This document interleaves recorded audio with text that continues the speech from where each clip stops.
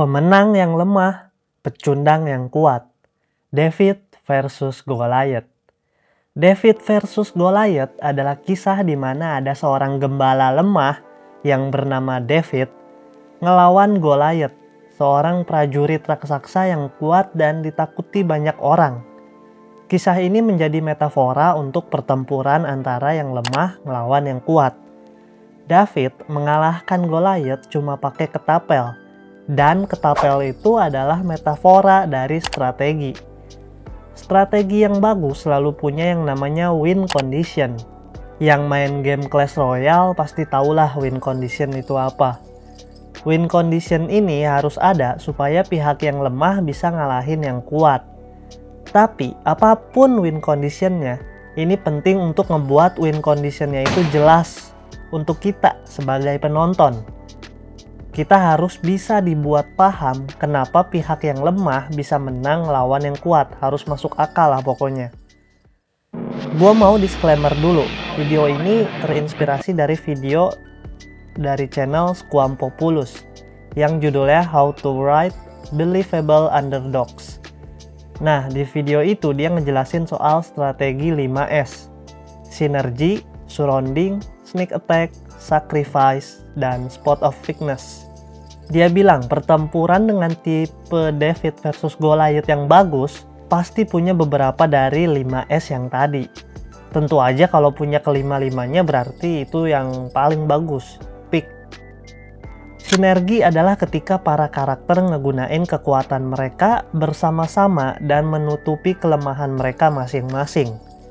Surrounding menggunakan lingkungan ataupun kondisi sekitar untuk mendapatkan keuntungan. Cara ngegunain surrounding adalah si karakter yang lemah ini lebih familiar sama area ataupun lingkungannya daripada lawannya. Cara lain ngegunain surrounding adalah dengan cara memaksa lawan keluar dari zona nyamannya. Terus ada sneak attack. Sneak attack ya sesuai namanya, serangan yang sembunyi-sembunyi. Menyerang musuh pas musuhnya lengah. Sacrifice, pengorbanan. Sesuai namanya juga, ada sesuatu yang harus dikorbankan supaya bisa ngalahin musuh yang kuat ini. Dan biasanya, nyawa karakter yang jadi korbannya. Spot of weakness atau weakness spot. Titik lemah. Ketika karakter menyerang musuhnya tepat di titik lemahnya. Nyerang titik lemah adalah cara paling logis buat ngalahin musuh.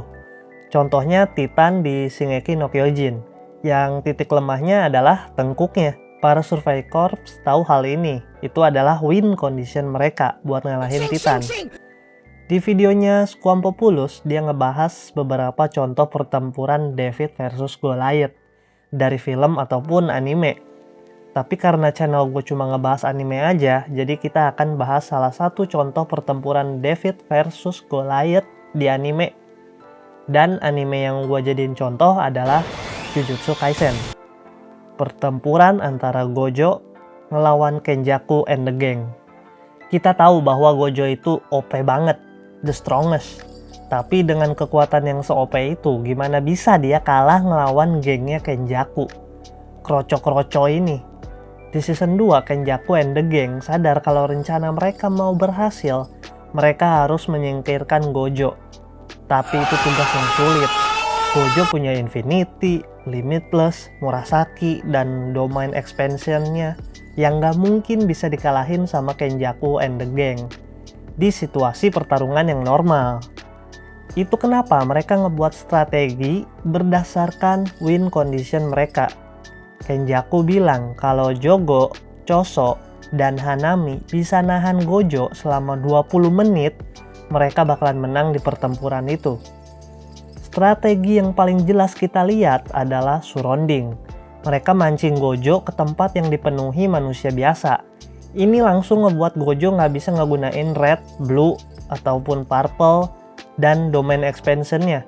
Karena itu bakalan sangat berdampak ke manusia di sekitarnya.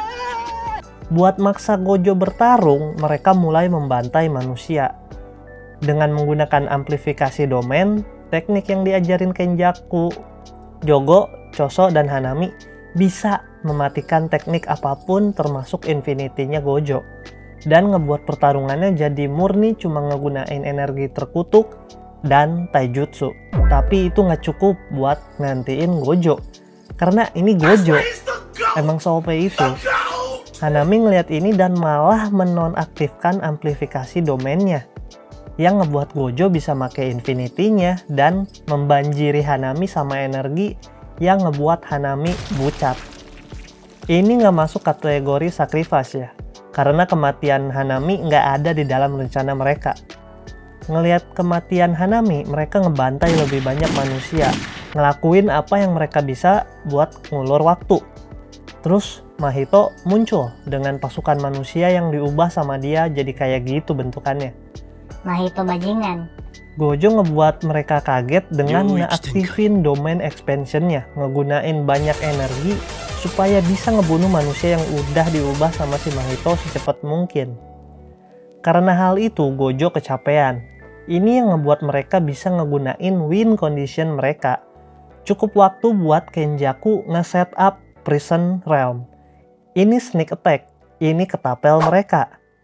Terakhir, mereka nyerang spot of weakness atau titik lemahnya si Gojo dengan ngegunain tubuh Geto, tubuh sahabatnya. Ini ngebuat Gojo terkejut karena tubuh sahabatnya bangkit kembali. Cukup waktu buat Prison Realm ngesegel Gojo. Strategi yang cerdas, ngegunain 3 dari 5S, yaitu Surrounding, Sneak Attack, dan Spot of Weakness. Kalau lu mau lebih banyak contoh anime yang ngegunain konsep David versus Goliath, coba tulis di kolom komentar. Mungkin nanti gua bakal bahas anime lain yang ngegunain konsep David versus Goliath. Sebenarnya di videonya Squam Populus dia ngebahas JJK, Hunter x Hunter, Shingeki no Kyojin, sama Full Metal Alchemist. Tapi karena JJK itu anime yang masih baru, makanya gue bahas JJK. Udah gitu fandomnya juga banyak kan. Hehe. Gua merekomendasiin lu buat nonton videonya Squam Populus. Linknya gua taruh di deskripsi.